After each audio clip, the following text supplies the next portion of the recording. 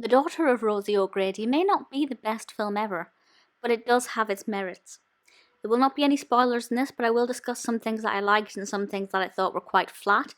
But one thing that I very much enjoyed was Debbie Reynolds. This was her first credited role, or film role, and she was, I think, 17 at the time of its release. So she might have been 16 during the filming, depending on how quickly they got this out. And she's adorable. She's not our protagonist. She is a sister of one of the, well, she is the daughter of Rosie O'Grady, but she's not the daughter of Rosie O'Grady. Patricia is our protagonist, and the description from IMDb is as follows. Patricia O'Grady is the daughter of Irish vaudeville performer Rosie O'Grady, and is being raised along with her sisters by their father, who believes the vaudeville life contributed to his wife's early demise. Thus, he doesn't want his daughters involved in any way with performing arts, so when she falls for a performer, their love faces a challenge. So basically, the father, who is brilliant, by the way, I think he's very well played. He's so fun to watch on screen, and he's kind of like, he loves his girls, and you can really see that, but obviously he's got certain expectations, and that leads for some restrictions, but also some comedy.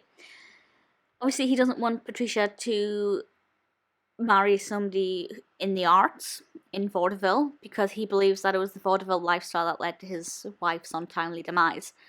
So there's quite an emotional element in there from the beginning. He wants what's best for his daughters on the backdrop of his wife's death. And that's very emotional, straight away. But it doesn't feel that emotional. Obviously it has its emotional aspects, but it manages to remain light enough to still carry that comedy musical title, which I think it does reasonably well. So this is directed by David Butler and written by Jack Rose and Melvin Shavelson.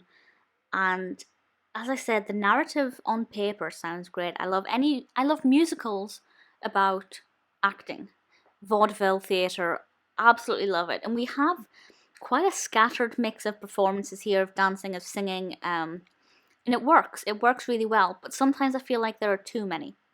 Not that there are too many in the entire film, but that there are too many back to back. And sometimes it feels like we need some narrative progression rather than just another performance. So that's something that I kind of had a small issue with, where I wanted to get on with the narrative, but we were being treated to another performance. And I feel like they could have spread them out a little bit better. But it's not so bad that it makes the film unwatchable. Then we have the characters. As I said, the father is really likeable, really interesting. I really warmed to him. I was worried that because he had these strict expectations,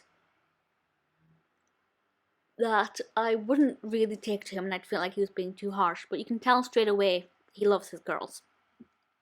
Patricia herself, played by June Haver, is perfectly plain. She's nothing interesting. I didn't care about her outcome, but it's not that I disliked her either. That's absolutely not the case. I thought she was fairly decent. Katie, I liked. Katie, I thought was a really nice character. Obviously for me, Maureen, played by Debbie Reynolds, was brilliant. She's very adorable and very sweet in this. So the characters are all great and fine. The problem is, I guess, with the lack of comedy. It's not a funny film, really. And it's not that it just, it's not that it's 70 years old and the comedy isn't the same, because there are a lot of films that are even older than this that stand the test of time. This film just doesn't have the most interesting dialogue. It doesn't have the most interesting interactions. The performances that are meant to be funny don't come across as funny. Maybe you just had to be there, I don't know. But I just don't think it was a funny film. Certainly, it was interesting. The characters were decent enough. I liked the father, as I said. The performances, the vaudeville performances, were nice to watch, but they weren't necessarily where I would have liked them to be in the film.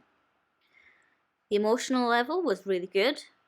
For me, it just wasn't funny. It was quite a flat emotion, apart from when it was quite emotional, and generally speaking, it was a very flat film. So would I recommend it? I mean, I would. I'd always recommend classic films, especially from the golden era, mainly because it's just an interesting thing to study, to look at how things were different, to look at the camera angles. It's always really interesting to see how they did it from that perspective. As a nice narrative, I wouldn't recommend it. As a Debbie Reynolds film, of course I would. It's her first credited role and she's adorable in it. So it's a reasonable film. It's not the best, but I think The Daughter of Rosie O'Grady is probably still worth watching.